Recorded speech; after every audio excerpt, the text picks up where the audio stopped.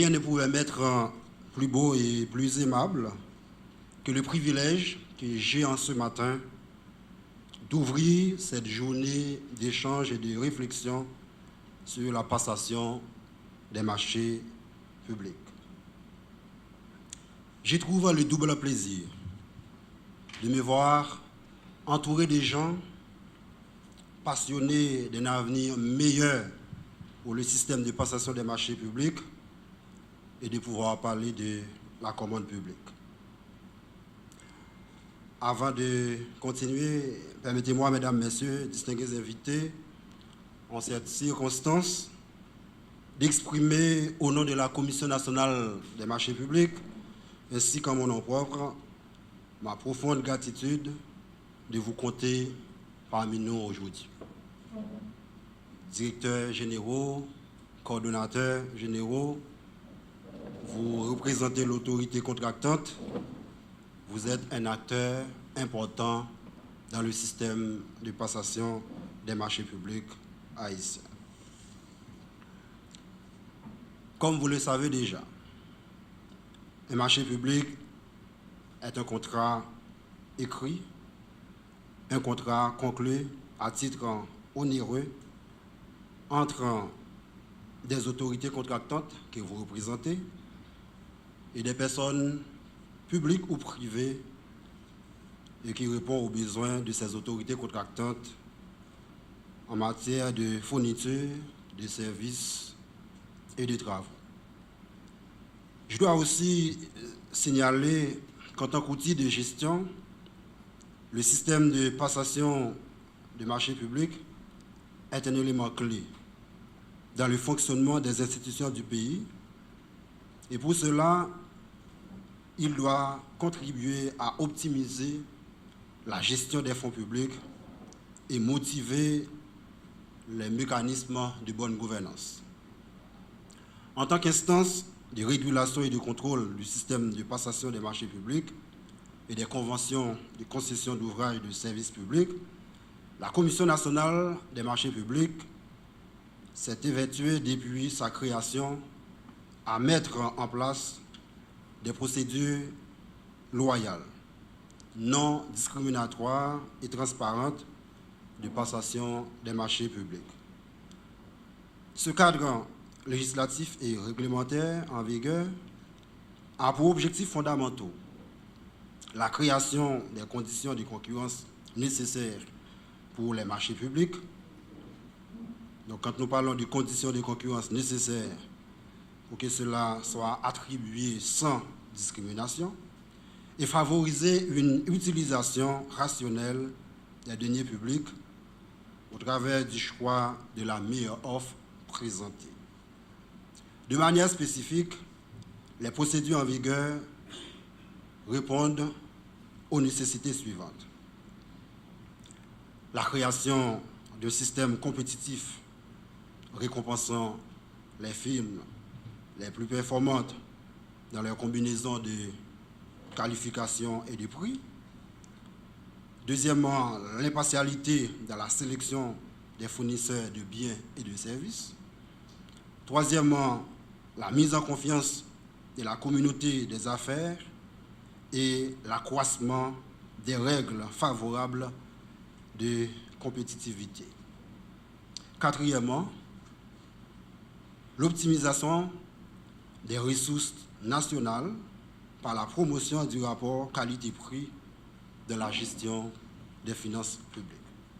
La Commission nationale des marchés publics a jugé bon d'organiser aujourd'hui avec les directeurs généraux et coordonnateurs généraux cette journée de réflexion et d'échange sur les marchés publics dans le but de leur rappeler les possibilités qui s'offrent à eux pour aider l'État haïtien à tirer le maximum d'avantages.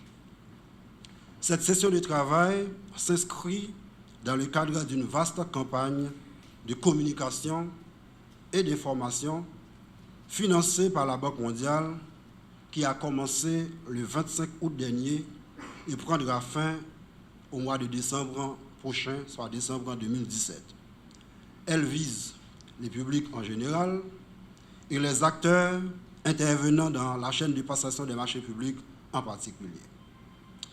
Si vous êtes de très bons observateurs, vous pouvez voir et entendre plusieurs spots publicitaires à travers les médias qui expliquent au grand public le rôle et la responsabilité de la Commission nationale des marchés publics, CNMP. Les objectifs spécifiques de cette journée, spécialement réservés à vous, sont premièrement vous fournir des informations nécessaires sur les aspects légaux et réglementaires liés à la commande publique. Deuxièmement, recueillir vos réactions sur le système des marchés publics.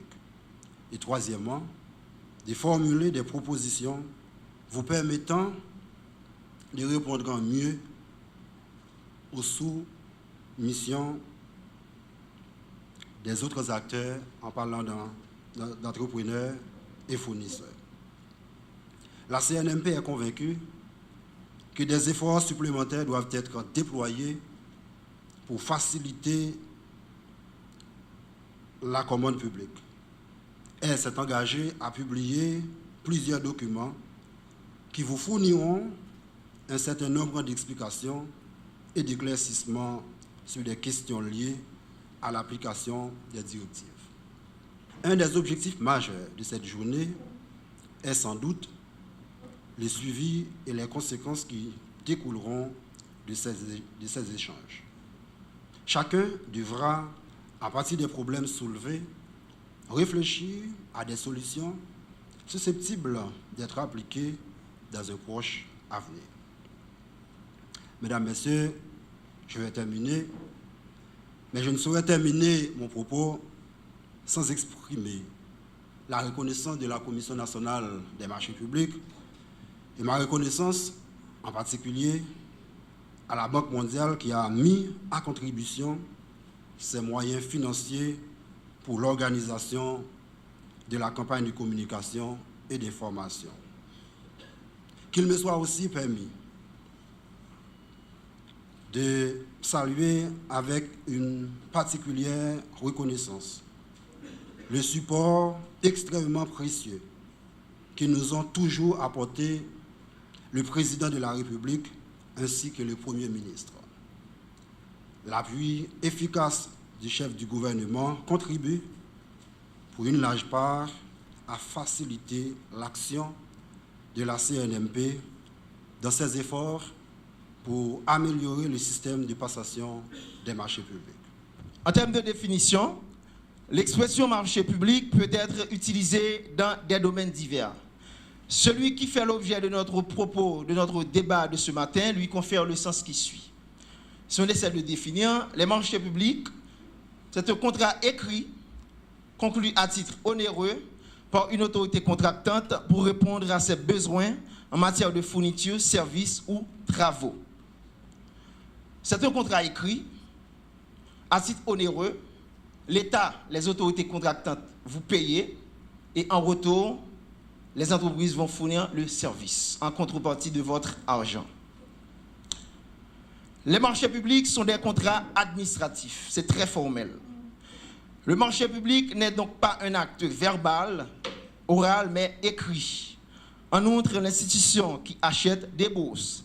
La institution est dénommée l'autorité contractante. Pourquoi une autorité contractante passe-t-elle un marché public? C'est pour satisfaire ses besoins. Vous, comme autorité contractante, l'État, vous avez des besoins pour construire les hôpitaux, les routes, pour les études, pour les services, etc. Donc, vous avez ces besoins à satisfaire. Donc, pour satisfaire des besoins, c'est à travers les marchés publics, vous allez conclure des contrats à titre onéreux. Si on essaie de regarder l'importance, de faire ressortir l'importance des marchés publics.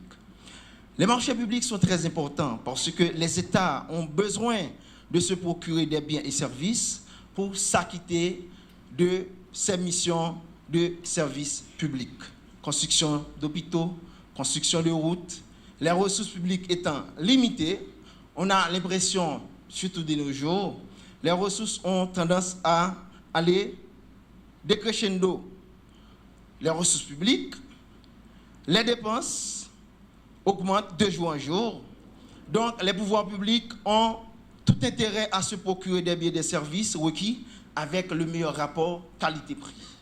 Maintenant, pour atteindre ce équilibre, ce rapport, meilleur rapport qualité-prix, c'est seulement à travers les marchés publics.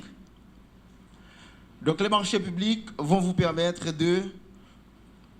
pour atteindre cet objectif peut être atteint par l'utilisation seulement des procédures de passation des marchés publics pour envie de faire jouer le jeu de la concurrence. Donc, vous mettez en concurrence les entreprises et seulement à travers les marchés publics.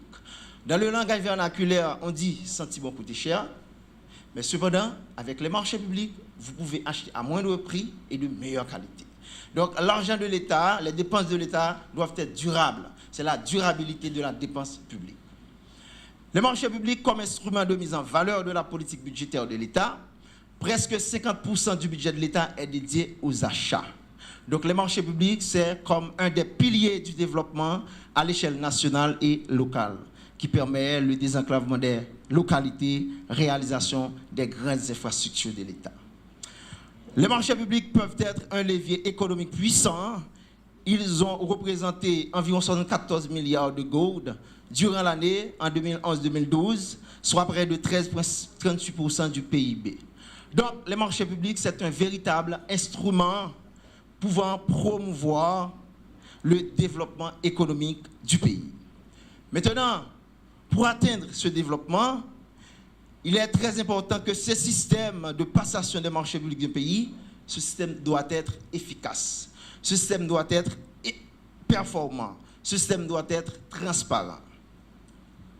Si on regarde rapidement ce schéma, les principes de base de la loi sur les marchés publics, libre accès à la commande publique, égalité de traitement des candidats, la transparence des procédures et la transparence des procédures. Principe 3, le respect de l'éthique. 4, efficacité des dépenses publiques. Maintenant, avec ces 4 principes, il faut qu'il y ait le contrôle de toutes les autorités de contrôle. Donc, si on a bien mené les procédures, on a respecté à la lettre les principes, c'est sûrement, on va aboutir, on va atteindre, on va arriver à l'utilisation efficace des ressources de l'État et on aura comme résultat, au final, c'est l'attente des contribuables seront comblées.